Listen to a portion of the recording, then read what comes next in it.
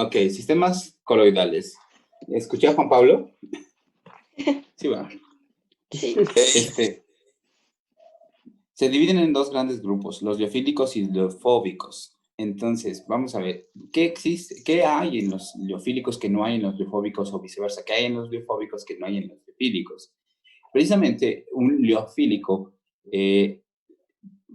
dice que no hay una verdadera interfaz entre partículas y el medio. Bueno, si nosotros hacemos un super zoom, vamos a ver que sí los hay, pero esto es con la finalidad de entender precisamente que algunas partículas se van a asociar bueno, en un gran número entre ellas que van a formar lo que se conoce como micelas vesículas u otras estructuras de asociación. Ajá, pensemos, por ejemplo, en la estructura secundaria o terciaria, o incluso hasta en la estructura cuaternaria de una proteína.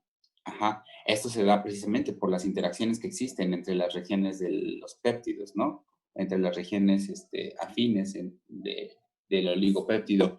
Pero bueno, vamos a considerar que en ese caso los coloides que forman micelas, vesículas o algún tipo de asociación van a referirse siempre como coloides liofílicos, mientras que una simple dispersión, que hace referencia a una separación entre fases o a la presencia de una interfaz en una partícula, ¿sí?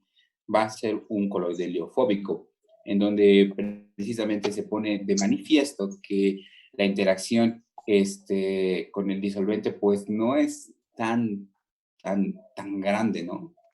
No sé si me da a entender y tal vez sea un poco confuso, pero observen por favor la siguiente diapositiva.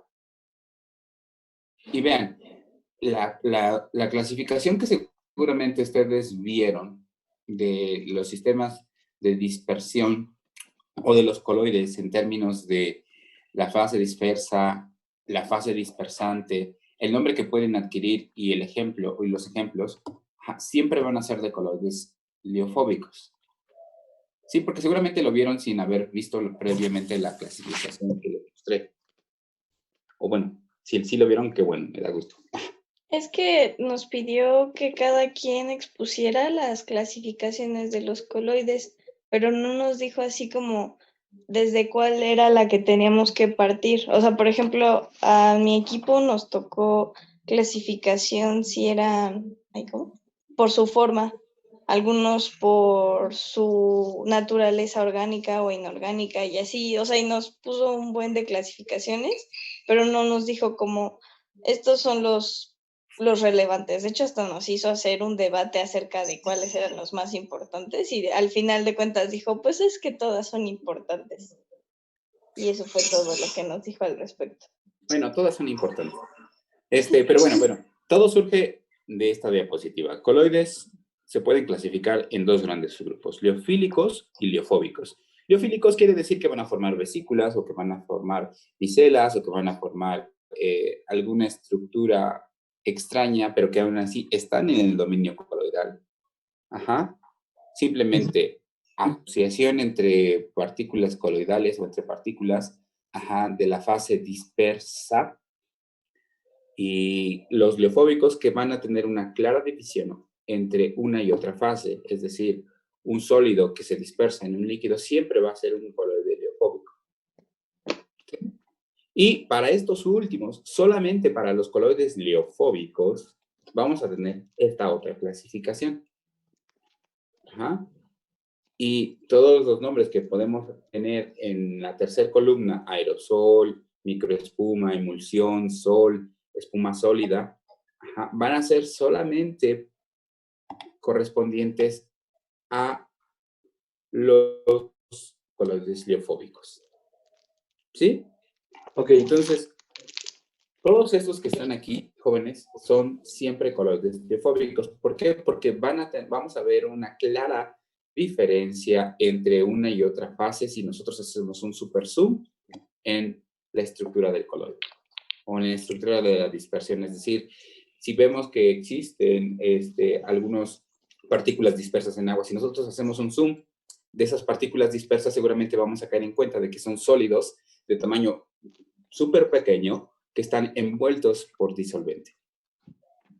¿Ok? Y creo que hasta acá, pues, vean, muchos de los productos que tenemos en casa son precisamente del tipo liofóbico de coloides, ¿no? Cuando un líquido se dispersa en un gas, ese nombre bueno, esa dispersión se llama aerosol y, por ejemplo, como ejemplo se tiene la niebla o el spray. Ajá. Si un sólido se dispersa en un gas, también es un aerosol sólido. Y como ejemplo tenemos al humo, gas en líquido, microespuma, y como ejemplo es la crema de afeitar y así cada uno de ellos, ¿no? ¿Preguntas hasta acá? No. ¿Seguros? Seguros. Bueno, ahora, ¿en qué se basa la preparación de partículas coloidales o de dispersiones coloidales? Y bueno, esta diapositiva pues, está muy sosa, ¿no? Pero dice, las estrategias para la preparación de dispersiones coloidales diofóbicas pueden ser ampliamente clasificadas de acuerdo con el sistema final deseado y de dónde se parte, no de dónde se parte, de dónde se parte. La primera situación es en la que las partículas coloidales ya existen como material de partida en cualquiera de sus presentaciones, seca, como un aerosol o en algún medio diferente al deseado. La preparación implicaría una simple dispersión o redispersión en dicho material. ¿A qué me refiero? Si nosotros ya tenemos un polvo, por ejemplo, si lo ponemos en un líquido, simplemente estamos haciendo que se disperse ese polvo en el líquido, ¿no? Y ya. O el polen, si nosotros ya lo tenemos tal cual y lo ponemos en un líquido y lo super agitamos, entonces eso seguramente va a formar un coloide, ¿no? La sangre misma también es un coloide. Si nosotros tomamos sangre de alguien y la dispersamos en otro medio, simplemente estamos propiciando la formación de un coloide, pero que ya estaba de alguna forma preestablecida o ¿cómo se puede decir? Preconfigurada para ser un coloide. ¿Ok? Profe, Entonces, lo más importante es ajá. y entonces, ¿cómo sería si le echa, leche en polvo al agua? Eso también sería precisamente pues, digamos, una preparación bastante sencilla. Es una dispersión en este caso, digamos, del polvo de leche en agua, ¿no? La primera situación implicaría solamente ¿cómo se dice? Pues dispersar o intentar formar una solución, ¿no? De algo que ya está seguramente en el dominio coloidal. O sea, el sólido ya está preestablecido para poder formar un coloide. Ok. Ahora, el coloide liofóbico no se encuentra disponible en la naturaleza, no es en la naturaleza, sino en la naturaleza. O si la presentación del dispersoide no es polvo seco o aerosol, dos enfoques posibles son los métodos top and down y bottom up. ¿Qué quiere decir eso? O sea, imaginen ustedes que tienen una piedra que tiene minerales y quieren hacer una dispersión coloidal de esa piedra que tiene minerales. ¿Qué es lo que le tendrían que hacer a la piedra? Pues quitarle hacerla polvo. Hacerla polvo, ¿cierto? Ajá.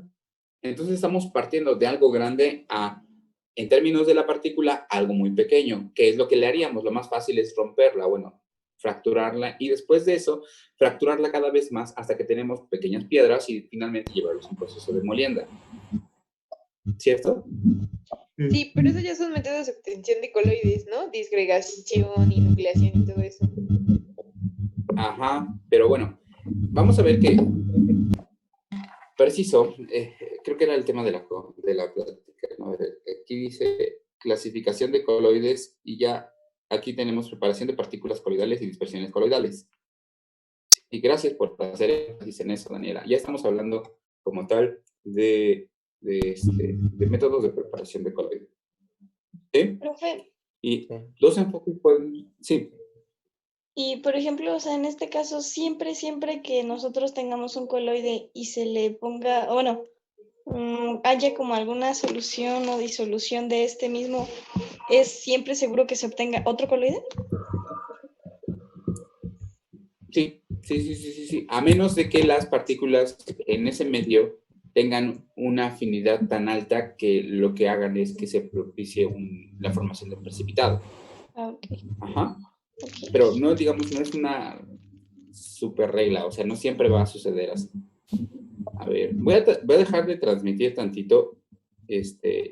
Nada más no me abandonen. Quiero buscar un video, pero no sé, tal vez como he estado viendo noticias de el coronavirus, no quiero espantarlo. Solo no se vayan, por favor. Ok. Ya no se muestra mi iPad, ¿verdad? No. Ok, YouTube. Y aquí voy a buscar. Dígame. Realmente es muy relevante, bueno, no relevante, sino muy complicada esta situación de ¿De qué? la que estamos pasando. ¿De los colores? Sí. No, del coronavirus. ¿Coronavirus te refieres? Ajá. Sí, no quería hablar mucho de eso porque me pongo intenso. Mis hermanos ya me tienen prohibido hablar de eso. No, pues me preocupa mucho. A mí sí me preocupa bastante.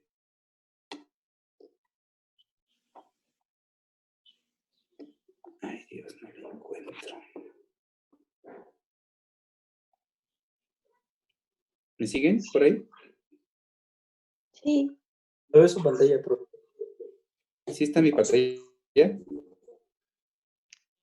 Creo que no. No, todavía es Santiago con... Qué bueno, porque tengo una playlist de juguetes.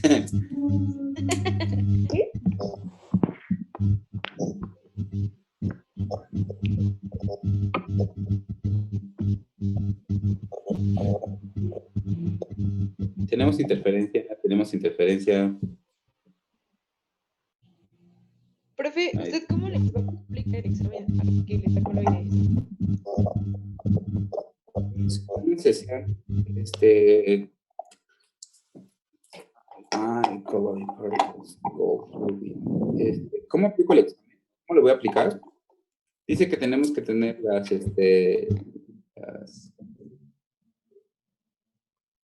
las evidencias suficientes para poder asignar una calificación. Dijiste que ibas a llegar a las 10 de...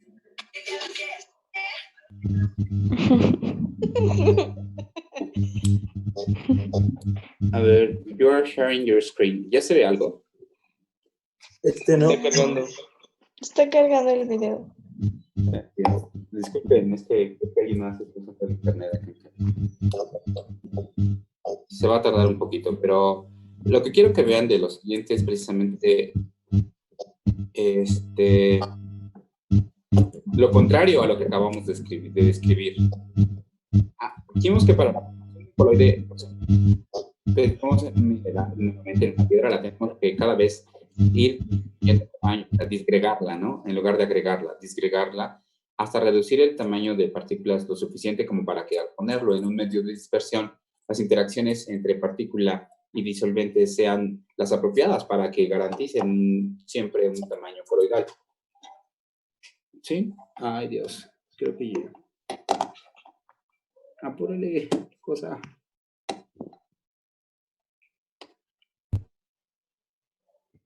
A ver, déjenme verlo.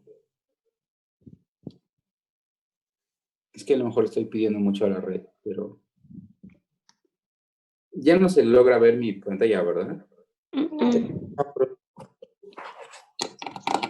Ándale, cosa. Y es que quiero que todos analicemos el video porque siento que es muy ilustrativo. Profe, si quiere puedo ponerlo yo, me manda la liga y lo vemos desde bueno, o sea, yo comparto la pantalla por si el problema es el internet o algo. A ver, ¿sí? ¿Ya se ve mi pantalla? No. No.